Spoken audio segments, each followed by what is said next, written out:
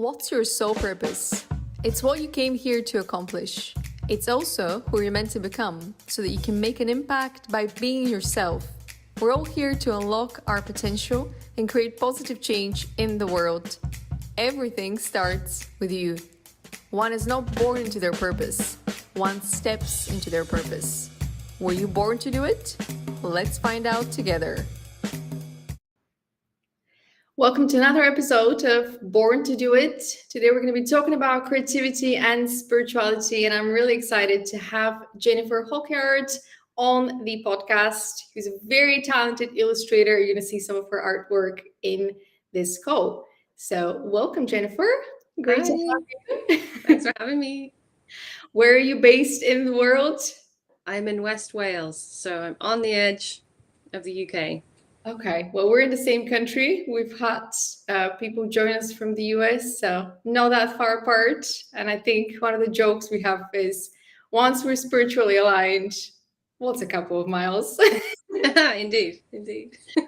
So we're going to be talking about creativity today. And naturally, my first question to you is, what does creativity mean to you? When did you discover it? I think we're all... when we join the earth, naturally we are adventurers, and we start to open up into the learning process through creativity. But do you remember that first moment you're like, yes, creativity is me? Yeah, actually, and I'm always one who often says, oh, I don't remember specific moments in my childhood or dates or anything like that. But one memory that I do have very specifically was at some point, I think probably in primary school, I had this thought of like, I don't want to go to school. I just want to draw pictures all day. And certainly my mum would say that I was drawing pictures all day and drawing pictures all over the walls, and just always drawing. There's certainly artists on both sides of my family. There's a painter behind me. That's my granddad's work. Very creatively minded family. So very open in that way. So to have certainly a granddad that was painting visibly all the time, we would go visit, it's very enabled in our family. So I think I was obsessively drawing horses. That was my thing when I was a kid. Right. I love horses. So I decided to try and draw the most difficult thing you can draw as an artist, which is a horse. And I would obsessively draw them and get very frustrated. You know, I think young artists generally get very frustrated because they can't draw it the way they see it, you know. Yeah, I mean, that's one of the things about creativity is you deal with a little bit of perfectionism. That's something a lot. I think that's something because a lot of our identity and essence is connected to that creativity because we're channelers, we're channeling that creativity. So we want to make sure that we portray ourselves. And I think this is where the perfectionism comes into the picture. We want to make sure that our essence is embedded into that image, whether it's a horse or, something else. But yeah. Absolutely. And I think that was pervasive throughout certainly my childhood. I was always drawing, I did a bit of portraiture. I think a lot of young artists kind of get a bit of a start into professionalism because, if they've kept it up, their family might say, oh, well, will you draw my cat? Or will you draw my daughter or whatever? So portraiture was sort of my step into a kind of more professional, doing it for money kind of thing. And then, but yeah, it's definitely always been something that like is there waiting to come out, So was it encouraged from your family? Because you mentioned that your grandfather was an artist. Was it something that was kind of like, you continuing that creative trail, or was it you being, I'm gonna make my own trail? A bit of both. Certainly encouraged as a hobby, absolutely. There was no restrictions there. My mum was very pragmatic, and she, my two great loves were horse riding and art. And she was like, well, you can't make a living with either of those. And certainly in that time, it wasn't easy to do that. the world wasn't the way it is now in regards to creativity. I truly believe that right now we're in a creative renaissance, and there is so much available for people who want to be creative for a living. It's amazing. But certainly at that time, the awareness that we had in that area that we were living in was very much, well, an artist is your gallery artist, right? And so that's very kind of who you know, and a completely different paradigm to what I'm now in. So it wasn't a restriction. It was just a reality check of like, well, if you want to do this, it's gonna be difficult.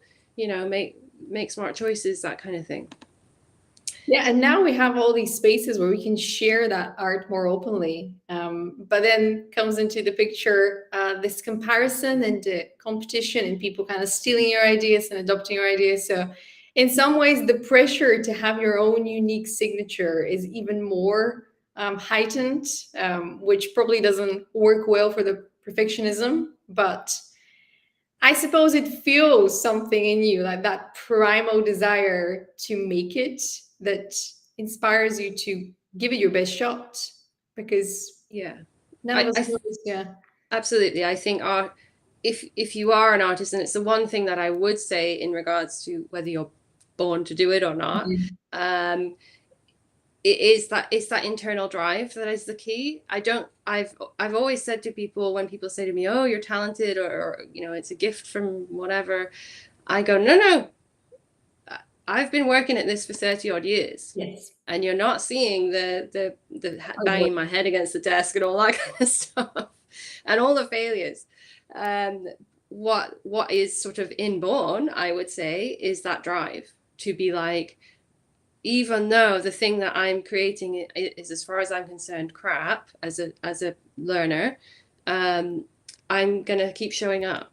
So it's the stubbornness that I truly believe is the thing that is inborn with any passion that you choose to pursue, whether it's a musician or just becoming good at anything, really. Public speaking, it's that drive. That's the driving force. It's not that I was born as an artist with this God-given gift. No way.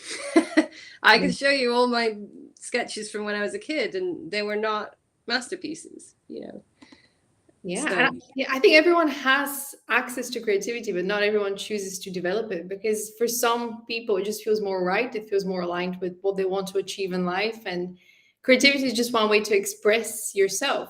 I think there are so many brilliant logical people that are using their analytical skills, and they keep researching, they keep harnessing that power of the analytical mind. Whereas for the creative people, it's about showing up and advancing those skills, but it takes a lot of hard work. And if you want to commit to the creative path, whether you're an illustrator or a writer, you have to keep showing up daily, even if it's not your finest work. It's that habit, that consistency, which takes me to the next question, I suppose, is where is creativity in life? We tend to think of schools as very creative places for children, where children can develop their own kind of creative ideas. But looking into the curriculum, that's not always the case. And the curriculum is quite outdated. And then we look into university, and it's once again this idea of preparing the young minds to go into the workforce. It's not so much encouraging them to think about their own ideas and their best-selling books, or their, the paintings that they're going to show in galleries. And then the workforce naturally completely kind of blocks that creative expression. So what have you seen in your experience in terms of your community, but even so around the world? Where is creativity in life, and is there a way to boost creativity? Because it helps us live happier, I'd say. Yeah, I think a lot of people have a creativity that was snubbed at a very early age, because teachers aren't necessarily given the right tools to learn about creativity, or looking at it from an old-fashioned standpoint, and still very much with that attitude of, if you're creative, you're going to be a starving artist, which is a trope that I just would love to blow apart completely, right? So we are all innately creative, as youngsters. At some point, early 6-year-old, 4-year-old, we are in our imaginations playing, doodling. We have no thought on whether it's perfect or not, or whether you're going to sell it or anything like that. You're just spewing creativity, which is wonderful. And then at some point, someone says to you, that's really lovely. Maybe you'll be an artist for your, you could be an artist. Or they say, well, that's crap. And you'll never make it as an artist because it's really hard anyway, and you'll be starving for the rest of your life. And so the person's put into a fearful state. And that happens very, very young. And it's happening today, So that's something I feel very passionate about. And certainly in my experience meeting people, I used to have an open studio. They would have said, inevitably, they would say, I can't even draw a stick man, would be something that would come out again and again and again. And they would say, someone told me, a teacher told me at a young age that I was crap. And they stopped. That was that. So someone they respected told them they were awful, and so they stopped being creative. And I think that is a huge loss. And certainly what we see in the world today is a reflection of a world that only wants to talk about the logical, analytical, mathematical, and doesn't really want to talk about the other side of our brains, the other side of our abilities, that is creatively based ability to work in the imagination and access this creative force that, frankly, when you are a creative person, you're like, where the heck is this coming from? Because it does very much feel like it's coming through you. So yeah, I feel very passionately about that this is something that has been tamped down, whether on purpose or without purpose. And I do honestly believe that people can reignite their creativity at any age, and there's a lot of talk, because I used to work in the design industry, there's a lot of talk about creative thinking, and there was a bit of a change sort of in the last 5-10 years of people going, oh, we need to talk about how to be a creative thinker. But I do think it needs to go all the way back to those early stages when we allow young children to be imaginative. At some point, and when they're in school, we say, no, you're not allowed to play in your imagination anymore. You're not allowed imaginary friends. You're not allowed to doodle anymore. And it goes on and on and on. And I've kind of dabbled into the topic of mind control in some of my videos, where I think mind control is where we're trying to get people's attention. Because if we take people's attention, we're holding the attention hostage, and therefore the people. And so when we try to take people's attention towards the economy and being very pragmatic and thinking about the science of it all, we start to think with these facts, and the data is just very logical, and that's great. It's helping us organize the data, but it's not allowing us to have those creative breakthroughs because the right side of the brain is not engaged as much. And by definition, using the right side is using your intuition. So you don't know where the answer is going to come from. You don't know what idea is going to come to the surface, but you're allowing that space. And if you're just restricted to the left side, it's almost like a wall around you, and it's impenetrable. There's nothing from outside or inside. It's just you're stuck within that loop of let's work with the data. And I think creative thinking is not just coming up with the next big art piece. It's blending insights from different industries as well. Absolutely. And I think I long for the day when science and spirituality start talking to each other, because there's some amazing stuff happening, and if the scientists would open their minds a little bit to that intuition, which you can't quantify, you simply can't quantify it. There's no data adding to it. We don't have the technology to be sensitive enough necessarily to the things that are going on. So it's that softening of the attitude of right and wrong and what I know and this is the data and all this kind of stuff, and actually saying, well, you know what, some of the greatest inventions that have ever occurred and the greatest moments that thought shifts that have occurred have come from moments where people have just opened up and had a lightning bolt moment, and that's not quantifiable. It's not quantifiable, no. And the people that change the world, the disruptors of the industries, they come up with the next big ideas because they're allowing more space for that creative side to lead them to what they need to create and invent. And I recently did a video around some of the most famous billionaires, and they all had one marker in their charts, which was creativity. It wasn't leadership, it wasn't the logical, it was creativity. And I think that plays a role in changing the world and actually making money from it. I know we care about money, we care about stability, that's natural. Thing to consider when it comes to pursuing a career with creativity, but there's this notion that creativity doesn't lead to stability. And I think when we're stable enough within ourselves to allow ourselves to explore creativity, that's when the magic happens. Yeah. But you mentioned spirituality, and this is a great point. How did you blend creativity and spirituality? How did you go through your own kind of spiritual awakening?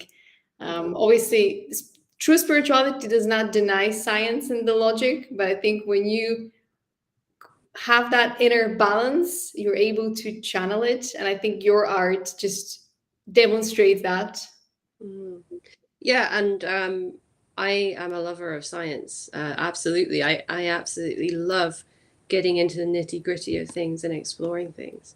But that curiosity goes, it's not just science, the curiosity is everything, right? And I think that has been a big part of where I've been heading and where I am heading, is that I'm very open-minded, perhaps even on the naive side of things, right? But I will consider anything and into my internal reckoning and judgment. So as to how I came to be doing what I'm doing now, in a very sort of roundabout way, it happened very gradually. I've always had an interest in spirituality, been exploring spiritual materials. I think one of the first books that I read as a teen that really opened the door for me was Neale Donald Walsh's Conversations with God. And I read that and was like, whoa, it just blew the doors open, you know. I didn't come from a particularly religious background, but certainly that was there in our schooling and whatnot and traditions. But the material in that book certainly really resonated with me, and that brought about the curiosity. And it's interesting now that I read so much channeled material, and I channel myself. And the very first book that blew the doors open was channeled, basically. So in regards to my artwork, I suppose gradually I went from, drawing things in the world, animals and portraiture, which I loved. I started to draw things that had more of an emotional impact on me. So that's, I guess, started to happen within college. I was exploring some concepts and environmental concepts, I suppose. I'm very interested in and passionate about the environment. So that kind of started there. And then I started to work on animal totems, just exploring different animals and what they mean to people and the connections they have with people, because I have a lot of animals in my life. But I was always seeking a meaning behind my work. I got to a point where I just was looking for a meaning and thinking, well, what's the use of me just doing pretty pictures in a world that's going crazy, and this was 10 years ago. I was feeling like, ugh. So even more now it feels even more so. So I was searching for that meaning, and I think at some point I put it out there that I would love, had an interest in oracle decks and tarot card decks. I've had amazing tarot card readings. And it's a wonderful way to collect artwork, right? As an artist, I absolutely love other people's art. Absolutely. So I think I put it out there. I'd love to work on an angel deck. And I honestly thought, no one's going to pay me to do this. Who on earth will pay me to do this? So despite this, I thought, well, I better get good at painting angels. Because if I want to do the thing, I better start showing up and doing it. So I started to do it, painting digitally, which is my main craft nowadays, and started to put it on my online shop. I did a few sort of well-being fairs with my artwork, and people started telling me stuff about my own artwork that they couldn't have known, because naturally there were a lot of psychics and whatnot at these events. So that sort of made me more curious about what was happening. And then, of course, Kyle Gray simply dropped into my inbox. He emailed me and said, "Do you fancy working on an angel deck together? I've seen your artwork on Etsy." So I was incredibly lucky to be found in that way. I wasn't sort of bashing on the doors of a publisher or anything. But I had gone through, personally, I'd gone through a big transformation as well. Like I'd lost a couple of very close family members to cancer, which was extremely traumatic to go through. And it made me realize that I needed to be doing the thing I loved rather than what I thought I should be doing, So that involved moving countries. I was in Canada at the time. It involved moving back to my homeland, being closer to family, and literally taking that leap of faith and going, well, I don't know what I'm going to do, but I'll try. I'll show up, and follow the thread. It was very much like just following the thread. I tried everything. Yeah, I've done all kinds of work. I was very and continue to be very sort of failure is not an option. That's sort of my attitude. I'm going to make this work despite that narrative, which is you can't make a living as an artist. That's a limiting belief that has been conditioned into your programming. So, once you approve that belief, well, look at this, there's more space for new beliefs to be built. Exactly. So once I got through that, I worked on the Angel Guide Oracle deck. I had a lot of imposter syndrome stuff going on throughout that whole deck. It was very wonderful to work on, but difficult, for me to untangle all of that. Yes. And then we worked on a second deck together. And after that first deck, I obviously gained confidence and was encouraged to do one-to-one artworks for people. And that was really when it all started to take off. I started to do basically channeled artworks of people's angels or guides.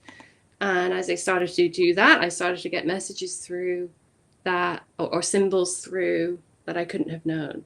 Yeah. And so the artwork on the right of the screen here is one of the first ones that I ever did. It's really special that you picked that one because a lady had a near-death experience, and I was incredibly intimidated to be asked to paint this angel that she knew very deeply. She described him very clearly. And I just thought, oh gosh, this is going to be responsibility. It's a huge responsibility. And I take that very seriously. Mm-hmm. But thankfully, he came through exactly as he wanted to. But that's the beauty of when you're connected to your higher self, when you're channeling these ideas, they're not coming from you, the human, they're coming from your connection to your consciousness. So you're able to channel images that you have not seen personally, images that are being given to you. And that's the power of kind of the spiritual artwork, that you see the image, but it's not a 3D image. There's so much depth to it because your consciousness recognizes that depth, even if you're just, the human looking at it. But the connection that is established through engaging with the spiritual art is just next level. It just elevates your own consciousness, just being in the presence of that, because we leave our energetic imprint in everything that we do. And the more we ascend as the artist behind the artwork, whatever it is, whether it's visual art, whether it's written art, our energetic imprint is on that. And when somebody engages with it, they engage with our energy that is embedded with it, which is a very beautiful way to connect with people, even if we're not there physically, because our energy travels and we're exchanging energy all the time. And especially when we're creating from that space of the inner light, as I like to call it, the spiritual artist channeling the inner light, we're able to share that inner light with other people around the world. But it's quite interesting that you said the imposter syndrome. I had 3 things written when it comes to creativity today. The first one was perfectionism, the second, imposter syndrome, and the third, fear of judgment. I think these are the top 3 things that we battle as creative people, but especially when we enter the domain of spirituality as well. These 3 things just get blown out of proportion some days because we feel almost that little voice, whether it's projections, whether it's our earlier upbringing, whether it's leading with that empathy and kind of analyzing the situation and thinking, how does that look? But the fear of judgment, was that ever something that kind of stopped you or slowed you down? Oh, absolutely. I think it's a big part of that. It was connected to the imposter syndrome thing. Certainly with the Angel Guide Oracle, it was a huge project for me. It was the first time I was being published ever. It was a huge leap. And I was very aware that, oh my gosh, hundreds of thousands of people in the world are going to see my work. And what if I don't get all the right number of fingers? Or what if I make some anatomical error? That was part of the fear. But the fear of judgment was very much around like, I don't know what I'm doing. And it's the same with the one-to-one commissions that I've done. Thankfully, I've done hundreds now, and I think I've eventually got to the point where I feel like, although a lot of the time I still don't know what I'm doing, in the sense that I'm now showing up as an artist with no creative plan, no sketching, no rough concepts, so as a trained graphic designer, that is like, what are you doing? Work with a blank canvas. So I'm literally asking whoever to show up, and I have to then be able to accurately represent what they're showing me. And they often set the bar pretty high nowadays, where I kind of go, how am I supposed to? Well, I think you've set the bar pretty high, because this art is amazing. Yeah. But as you say, there's dimensions that they're giving me that I have to represent in a flat thing, right? So as well as emotions, there are emotions coming through as well that somehow have to be conveyed, and thankfully it works. But definitely, I think a lot of people who are doing the kind of work that we do have that fear of judgment, literally from that space of, am I gonna get burned at the stake? It's in the consciousness. It's in the consciousness. With past trauma, yes. Yeah, I mean, I hate to say it, but the schools, I've got a school right behind me, primary school, that still teaches about witchcraft and how witches should be avoided. And I'm thinking, maybe you don't want to know who's living right next door to you, so right? We have schools that don't teach creativity, but they're educating us to hate on witches. Yeah, and intuition and all that kind of stuff, which is I'm not going to say scary. I think it's sad. It's very limited at such a young age. This is why I'm saying this happens at such a young age. So definitely fear of judgment is prevalent.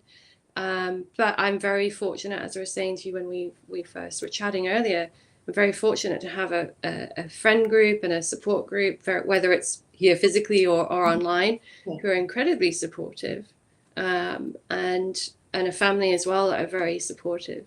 So, that helps me get through it. If I didn't have that support, and I know a lot of other people doing our kind of work don't have that support, it would be a lot more challenging. If I had someone in my day-to-day life that was constantly going, this is wrong, this is witchcraft, or this, how dare you, I've been very fortunate.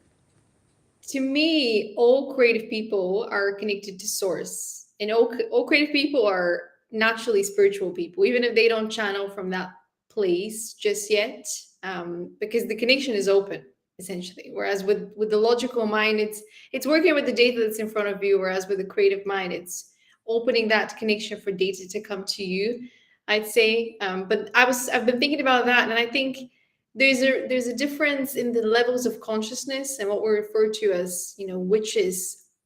I think is sometimes the lower level of frequency, where people use their words or use their actions to limit somebody else's free will. And I think this is where witchcraft is bad, because essentially we're here to be our own individual human beings and find our own place in the world and use our free will every single day. So when somebody tries to suppress that free will, that is an example of somebody who's using their own free will to go against other people. And when it comes to the spiritual artist figure in society, I think that's someone that's creating from a place where they're helping you connect to your free will even more, to allow you to expand your own world. But What does it mean to you to be spiritual artist, if you had to kind of sum it up in one sentence? I think it's a case of allowing through what is there to come through. It is literally being that channel, you know, and a lot of artists get into the zone, they get into that creative space, and they are just completely consumed by it. There's no thoughts outside of it. They often don't eat or drink. We all know of this. Like, people have talked about this sort of phase that artists go through, creative flow state. And that's basically what it is. I think, you know, perhaps we'll come to a point where the spiritual label isn't needed because it's just accepted that there is something coming through. Elizabeth Gilbert did a wonderful TED talk on the idea of she talked about the jinn, the concept of the jinn, and how that was at the time there was accepted that the creative process was something that was outside of us, you know, and then it came through us, but there was less pressure on, you know, I must be the one who brings the information forward. And I think the more you acknowledge that I'm just open to whatever comes through, and I'll endeavor to capture it as much as possible, that's what it's about for me. To just be as clear a channel as possible. And that's certainly what I ask when I connect for my clients, is to just be as clear as possible. But there's challenges with that, right? Things will come through that I'm like, what is this? Or am I sure? Or, you know, if the client doesn't resonate with it at first, then I'm feeling challenged because I'm not sure either. You're the messenger. I'm just a messenger, right? So it is an interesting place to be in. I think it can be challenging from both sides, but I think for me, I've certainly learned in this past year or so to really stick to that role of I am going to be as clear as I can be, and if I start getting in the way of it, it's game over. I can't start editing what's coming through. I've got to just let it all allow it to come through. And I think now that I'm looking at it, channeling the inner light, that is one of the things that kind of prevents us, I think, sometimes from accepting spirituality, is that we try to label the dark as bad, all dark bad, and all light is good. And we keep adding that separation, even within the spiritual community, when in fact, the dark and the light are just part of the same duality, the yin and yang, the same way the left and right brain help us be more balanced. I think if the art, if the experiences help us become better human beings and leave with that, from that space of channeling our own inner light, then we can learn from both the light and the dark. But we need to be open to learning, as you said. Creativity and curiosity, they come hand in hand.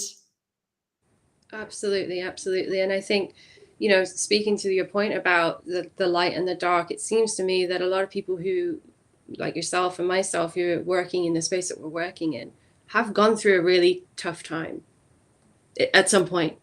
Mm-hmm. And we could call it a dark night of the soul, So although often I don't reflect that in my artwork, I love to create the colors and the light. That's what I really enjoy. Yeah. I had a piece of artwork sitting on my computer that was an exploration of the dark night of the soul. And I thought, no one's going to like this. This isn't my kind of thing. When I finally put it out there, everyone loved it, because it was actually showing that aspect of, that the connection between light and dark. So, I think there is a lot of sort of spiritual light washing, I suppose. Yeah, light is good, dark is bad. Yeah. But the dark night of the soul is the purification process, and it is hard, it is difficult. If it was easy, we would have a very enlightened world, because everyone would do the work. But it is work for you to not submit to the doubt, for you not to submit to the limitations, to the triggers, to the projections, because you will be tested. But if you want to, grow, because I believe Earth is a school for our souls, and the dark night of the soul is kind of one of the final tests before you graduate from the previous level to the next level. And it's not that you graduate one time and that's it. No, it's a continuous learning until your last breath, because you always have something to advance, something to research. Yeah.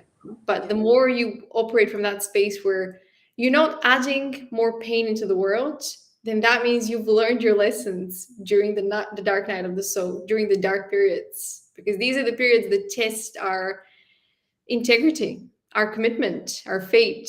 And in some cases, they strengthen it and we come out stronger and lighter from it. And other people just get more discouraged, I'd say. But they go back to the classroom and Yeah. listen. Exactly. It's an interesting journey as completely, and I think that's the takeaway is being the openness and having the curiosity and the non-judgment on yourself. You know, I've been going through a bit of a learning thing this past few months, physical issues, lots of pain, feeling very disconnected from my intuition. But I've got to the point now where I don't pass judgment on that. I'm gonna just allow and let it flow through and not worry, you know, and work with my body, and it's started to shift, you know. And a few years ago, I would have really been challenged by that. And that shows your growth. That shows the spiritual growth, because we're learning how to be more present, which is the most, I think that's the biggest joke. We spend years rushing to get to these big milestones, and we realize actually the biggest milestone is you being present every single day and making sure that you're doing the best that you can, because that's what life is all about. The progress happens in the present moment. Absolutely. I've never believed in a 5-year plan and, you know, I must achieve this by this date and I've really, certainly on this journey, my huge takeaway is that if you put the intention out there, such as you know, I want to work on an angel deck, and then realizing, having the self-reflection to go, well, I better get good at I better do the thing then, better start doing the work. And then following the next meaningful thread, you know, going to the well-being fairs, listening to what people are saying about my work. Oh, someone's asked me to do this, being brave enough to say yes, and then doing all of that. And I couldn't plan that. I couldn't put that into a calendar and a diary and say I must have that by that date. You know, you can only act in alignment with that desired reality. And this is kind of like, this is the manifesting process, I'd say. You putting the actions daily in alignment. Yeah, and being open and going, is that feels right? Okay, I'll follow that. You know, even if it does scare me. Yeah, well, that's part of the growth process. But I think this is the beauty of unlocking your purpose and looking into your natal birth chart, especially if we were to normalize that in society from an earlier age, that people can understand a little bit more about who they are and their strengths, and kind of understand why they're attracted to certain areas of life a little bit more, because it can be quite confusing when you find yourself being attracted to psychology and all of a sudden you're interested around the subconscious mind. You don't know what's going on. Is this normal? And suddenly you find a marker for that in your natal birth chart. It's like, okay, so I'm here to do that. I'm here to understand more about this. And there's a lot of information within one's natal birth chart. We have the 12 signs, the 12 houses. They each correspond to a number, to a different area of life. And so we're complex creatures with a lot of information in our consciousness, but also a lot of information stored in that natal birth chart that points to what we carry within. And the way I like to do this is to look at one's name first. And in your case, we have a surprise element with a missing middle name, but it's not missing. It's just giving an indication of a restart. And I'll point to that at the end, because it's very beautiful, like the way that your birth chart connects. But there's a marker for leadership in the first name. So you're here to lead the way by paving a new path. The letter J is kind of that leadership path of one. And then we have H as the number 8, the transformation. So you're here to be a transformational force of change wherever you go, because the last name kind of corresponds to your communication style and the way you connect with other people. And the overall life path is 9, which is the path of higher education. So philosophy of life, search for meaning, mind expansion, and kind of journeys, whether this is your own journey or taking people on a journey with what you're doing. Any surprises so far? None whatsoever, other than I've never had my name looked at like that, and totally makes sense to me. I'm pleasantly surprised. Fantastic. I hope we can keep it that way. So we have the four elements, and each of them has a sign or a couple of signs attached to them. But these are the universal elements that the whole universe is made up of, and we're made up of those elements as well. The air signs are all about the information, the knowledge, the intelligence, and leaders with air tend to be the big picture thinkers of society. Leaders with earth tend to be more grounded, and they tend to manifest a lot more in the physical space because they have that natural ability to do that. The fire signs, the fire leaders, they're very driven by passion and purpose and confidence, and their presence kind of inspires that wherever they go. And the water signs are the ones that lead with emotions and empathy and connections. And so when you see these markers in your chart and kind of understand what each of them mean, you get to understand how you work with the elements within your own life. And so, starting with your sun sign, this is who you need to become in order to accomplish your purpose, who you need to embody. And we have an Aquarius. So this is an air sign in the 12th house, which is the house of spirituality, global mission, and self-mastery. And if you look at your existing identity, it's the same. It's Aquarius in the 12th house. So you naturally will be attracted by spirituality. This is what your natal birth chart is telling you. You are going to be attracted by making a difference in the world, because that's just the 12th house. That's the domain of the 12th house. And this is kind of the instructions in your own consciousness. You're going to be guided towards that.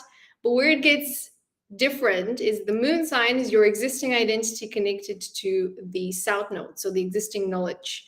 And what you're here to do is kind of unlock that and use it as your inner knowledge. So your existing identity is of someone who carries a lot of information around what it means to transform yourself, what it means to change yourself, grow and renew yourself. So your consciousness has already done the research, essentially, what it means to go through that transformation. And so the south node is usually the first 20, 30 years of our life when we kind of keep unlocking that inner knowledge so we can fully integrate it. And you might have spent a lot of years transforming yourself to get to the point where you are today, so that you can now pass that knowledge forward.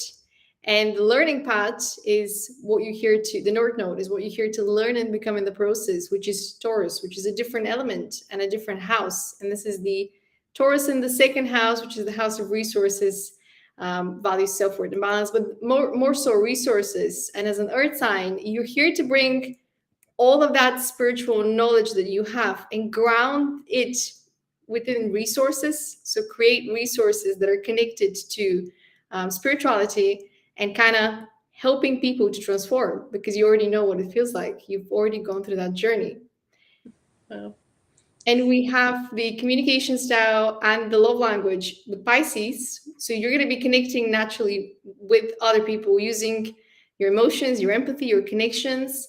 You're going to be very easy flowing wherever you go in life. But the people that you form the deepest bonds with, whether that's business partners, whether that's romantic partners, are the people that have a very strong, authentic identity. So the first house is usually the house of leadership, but being Pisces and connecting it to self-expression, that leads me to believe that because you have a very unique kind of path in life, you're going to be attracted to people that are very comfortable with their own uniqueness. Even if they're different than you, you're going to appreciate that and trust them because they trust themselves. And so to kind of put things into perspective, you're here to lead with spiritual knowledge and create resources to guide others during their spiritual transformation based on the sun sign in Aquarius in the 12th house and the North Node in Taurus, the second house. And the surprise factor is the Fool's Journey, as I like to call it. And that is a very beautiful link to the tarot cards, where the first card is actually 0. It's not 1, it's 0. So because you have mastered or you have understood what it's like to go into the Fool's Journey, you are here to help people begin their Fool's Journey and transform their lives based on the moon sign in the 12th house and the south node in the 8th house. And with the final letter leading to transformation. You're here to connect with empathy and create bonds that allow authentic self-expression so that each person can shine, which is very typical of the Pisces sign. Kind of opening up that space for everyone to be seen and appreciated and acknowledged. But considering that deep link within spirituality, I'd say you were born to be a spiritual leader across all factors. It's fascinating. Yeah, it's so interesting. I mean, I've literally just very recently created a journal for people to connect to their own creativity and their own authentic self-expression.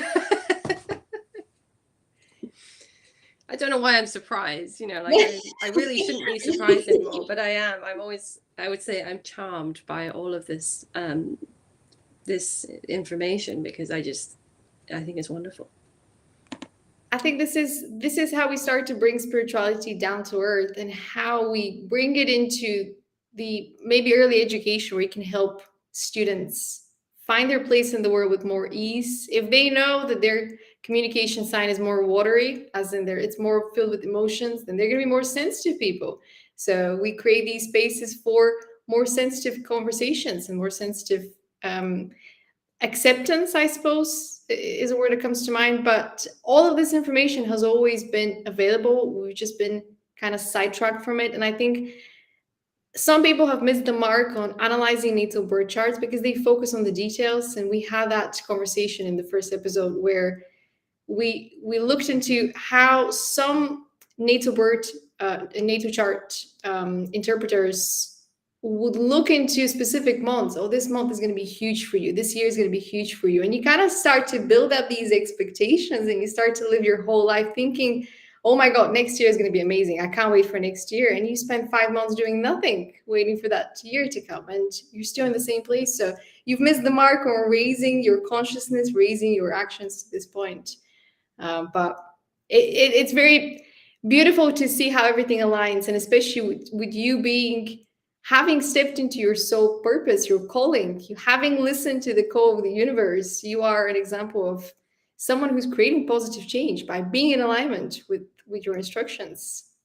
Yeah, and it's the meaning that I was seeking, right? The meaning that I sort of said, well, what's the point in creating pretty pictures? Now, I do still think there's a point in having beautiful artwork in your house, but for me, I really needed that meaning. I really needed to feel like there was something more. And ever since the launch of that first deck, when people all over the world have reached out to me and said, this artwork has really touched me, or that I'm on this journey, and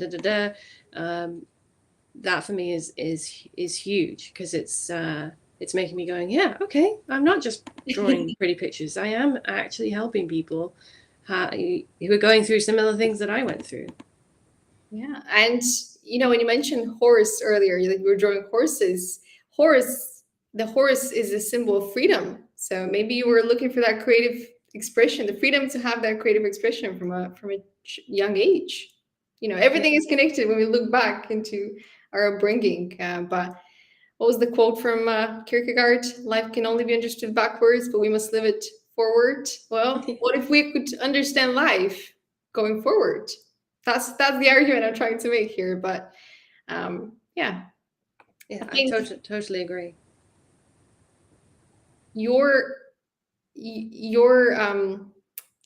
chart shows me that one is not born to their purpose, one steps into their purpose, and your story shows that it's that commitment that you decided, I'm going to show up and I'm going to do whatever it takes because I believe in it. It's that commitment. We step into that purpose, even if we don't know what it is, even if we cannot define it. And I think in some ways, the fool's journey, when you take that first step, you don't know where it's going to take you, but you know it feels right. You know deep in your soul, you are aligned with that purpose, with that path that is calling out to you, specifically to you. And to you being a leader that's here to pave your own path, there is no formula. There is no structure. You're creating it. You're changing the colors of the bricks as you go because you think, I'm going to add some more color. I'm going to make it my own. And this takes us to your artwork and the decks that you have created. Tell us about the Divine Masters Oracle. I'm very intrigued by it. And I think this is what I mentioned to you. When I saw the image of Michael and Fate, my heart just started beating so fast, because I have this very strong relationship with Archangel Michael that I cannot explain it, but it's just very strong relationship. And when I saw that image, I knew, oh my God, that is an image that I have seen already, even before I knew that, even before I glanced it. How did you connect with these images before they kind of make it into the physical world? Well, I will say that creating a 44 card deck is a creative marathon, right? So I'm on a deadline. I obviously have a clients to please, a publisher to please. So it's a different space than when I'm working with a one-on-one client. So with a one-on-one client, I would meet them, get to know them, hear about their journey, whatever they want to share. And I would then go away and have usually a sort of half an hour, 45-minute meditation session where I'm asking to connect with whatever is coming through. I don't have time to do that with a deck. I really don't. So it's very much a case of kind of combining that designer head in the sense of making sure the deck makes sense, it's aesthetically on the right track and what we want to do. And then also going in with that intuitive side as well. And working with Kyle too. Like Kyle often has a very clear vision of what he would like to see. So thankfully we are very connected. Like he can say a few words and I'm like, I've got the image in my head. It's there. And he's very happy with it when it comes back to him. That was certainly the case with the Gateway of Light deck. It was very, very nebulous. We didn't necessarily know where we were going a lot of the time, but it just came through really beautifully. And then the Divine Masters was much more like the Angel Guide deck, where it's very portrait based. It follows a certain aesthetic and theme, and finding the right faces. We always try and do a very what's the word? Inclusive deck that, because a lot of angel decks and such are very white and blonde. So just as an artist, that's wonderful to explore all the different face shapes and ethnicities and colors, as well as you see on the cover of Divine Masters, it's sort of an alien type thing. So that was putting me out of my comfort zone. I wasn't used to sort of connecting with alien energy. And I had a lot of like that learned, aliens are scary thing.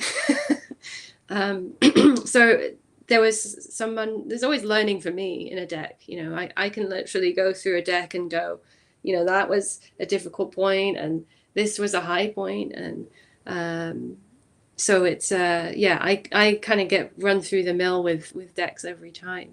But it was lovely to learn about these ascended masters. Whether they're angelic like Archangel Michael and Faith, or Isis, who is in the background, or the second one back there, Kuan Yin, Guru Ramdas at the back. So a lot of these I maybe heard of but didn't know much about.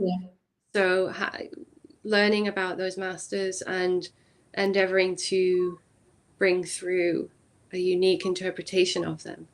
I've painted Archangel Michael many times. So it's really interesting to see, feel very familiar with the energy, and then bring it into a more earthly density into the artwork. Yeah. It is quite interesting working with these different energies as well, because you actually tap into the energies of the archangel or the leader, the ancient leader, and you start to operate from that, kind of diving back into your own consciousness to trace back your own connection, what you've experienced personally within your own research. Is it different collaborating with another spiritual artist like Kyle, or how does it change from when you're creating on your own, as in just you and your own energy, and what's the experience creating with someone who's also kind of spiritually advanced or spiritually here to teach others?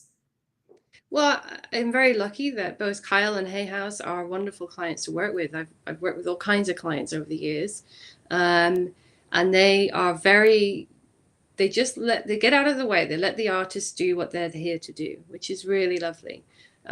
So they give me a lot of creative free reign, and they trust in my abilities, which again feeds back to me, and I end up trusting my abilities more.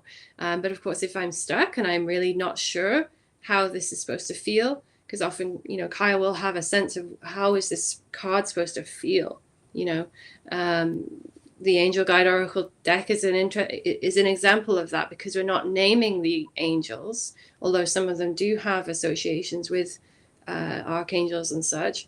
We're not naming them, so it's more about what is the feeling that someone needs to get from this card. Do they need to feel embraced, or the example, the sort of front card behind the box there is one where you need to lay down your sword, and let the fight go. So having a team member who is on the same path as you and thinking about the same kind of things is really great, because it is a big project. It's a big mountain to get to the top of, and again, that responsibility, I feel that someone will then have that deck and have hopefully a lot of really meaningful readings from it. So it's important to me that we get that right. So yes, it's a different process from my personal work. I don't have that much time for personal work anymore, sadly. But when I do get a hit, so to speak, or a tap on the shoulder, it's very quick with my personal work. It'll come through very, very quickly, as far as I'm concerned as an artist. The physical time it takes is not very long, which I'm always sort of going, "Ooh, are we done already?" But maybe that's because I literally am saying I don't have time. And yeah, there's often a lot in them. On the previous slide, you had the Angel of Peace. That was channeled when the war broke out in the Ukraine. So there's often something that's happened. The most recent one was the sycamore gap tree was cut down literally the other day. I had a strong association with that. It really caught me, made me speechless when I read the news about it. But it fires me up. That's what makes me go, I have to create something around this. So I then connect with the energy of that tree, and I received a beautiful message and artwork, and it came through very quickly. So it's lovely in the sense that there's no one to please. There's no client to worry about. It's just me creatively freewheeling, or connecting to something that's important to me. That's usually what it is nowadays. It's something that I feel very passionate about, that or an event happens and I'm just like, oh, I need to process this. We're all spiritual beings, essentially, and every living thing has its own energetic frequency. So when we are connected to ourselves, when we're connected to other fellow human beings, we're also connected to Mother Nature. We're also connected to the animals around us. And there's very beautiful kind of research that shows that the stones around us, they have frequencies as well. So as humans, we can feel the energy of everything that is alive around us. And maybe the stones don't have the highest frequency, but we can still tap into that frequency and channel some of that energy. But it's very interesting that when something big happens in the world that attacks nature, we can feel the pain of the nature, or we can feel the destruction, maybe not so much the pain, but we can feel the destruction directly because we're connected to the energetic grid of everything that is alive around us. Is there a specific link that you have to each of the oracle decks that kind of you would recommend to people going through different stages of their spiritual journey? Yeah, absolutely. So the Angel Guide is very much created as a beginner deck. So obviously if you're advanced, it's great as well. But if you're new to oracle decks, it's a really nice start. It's a very gentle deck. People always say to me how kind of loved they feel by it, which is really wonderful. So really nice sort of starter deck. If you're thinking about gifting it to someone who hasn't got a deck, that might be a nice one to start with. The Gateway of Light, I always sort of say, is a bit more advanced. It's really quite cosmic. There's a lot of layers and energy in it. People who have done a lot of meditation often say they've seen the places that I've put into the artwork, which I always find amazing. So it's about, chakras, portals, energetic gateways, which are concepts that, as a beginner, you might not understand or resonate with. But I would always say, if the artwork is speaking to you and you love the artwork, then go with that. Yeah. Because it will come through regardless. And then the Divine Masters is a nice sort of blend of those two, really. It's about getting to know these Ascended Masters that you might have considered are in a box, like a religious box. Mm-hmm. And you might not have thought of them in that way. But I think, to look at these people that have gone before us and have brought through this knowledge. Rumi is in the deck, and I had heard so much about Rumi, but hadn't really read his work, oddly. Hadn't really looked at who he was and where he came from and when he was here.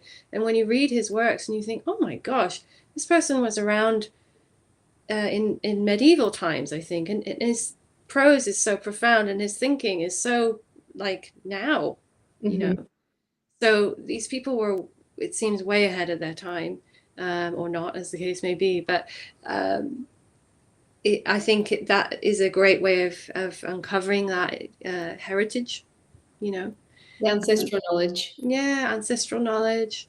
But it'll still work as a sort of general oracle deck as well, much like the angel deck.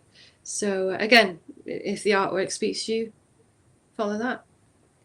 You mentioned that there's a lot of kind of alien energy sometimes when you tap into some of the masters, maybe not archangels, but masters. Do you see a future where these kind of decks are brought into the education system, brought to children? Because this is working with the energy. This is energy work being brought down to the level of education. And I think that's why it seems alien.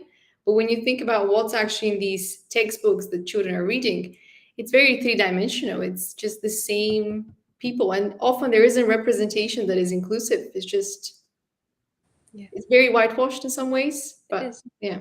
I think, decks, no matter what deck you use, are basically teaching you to tune into your intuition and say to the universe or whatever, here's my problem. Help me see it from a different angle.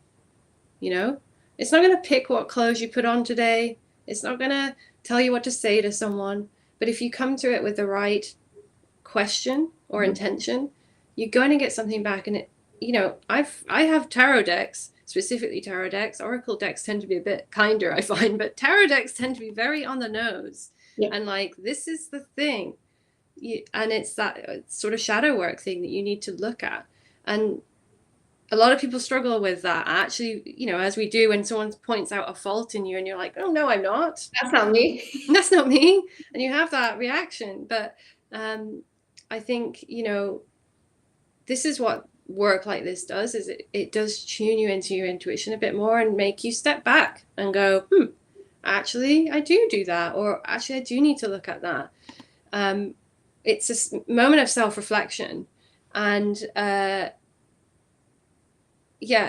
gosh, I mean, to see that in the education system, wow, how amazing it would be for people to feel like it was okay to ask something outside of themselves. Yeah. What is going on, and I don't use them daily. I think maybe people find that odd that I don't pull a card daily of my own decks, but if I've got something going on that I cannot necessarily understand, or rationalize, I'll pull out a deck and go, what is happening? Need that guidance. It just gives me a fresh perspective. So at the very basis, it would be lovely to allow children to keep their imaginations for longer, into adulthood. I think we need to encourage re-education of all of those people who have gone through the education system, and allow them to acknowledge that something in their star chart might be there, because we have a tendency to think that, I'm going to be a doctor and I'll be a doctor for the rest of my life. That's the attitude of the education system, right? Rather than saying, 5 years you might be doing a doctor. 5 years after that, you might be into holistic therapies. 5 years after that, you might take a sabbatical, and all of it is fine. But the current setup is you'll be something for the rest of your life. And if you're not, you failed. And then you have a midlife crisis. And we already know your motto, failure is not an option. So yeah.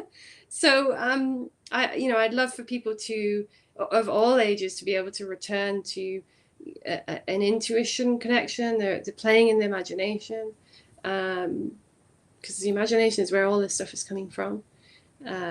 Acknowledging something, their star charts, for example, and having that just curiosity and going, whether it's right or wrong, I'm looking at a star chart and going, well, that is exactly what I'm doing. So how is that? 100%. Yeah. I have really enjoyed our conversation today. One final question is, what would you say to people that are considering following the path of being spiritual artists?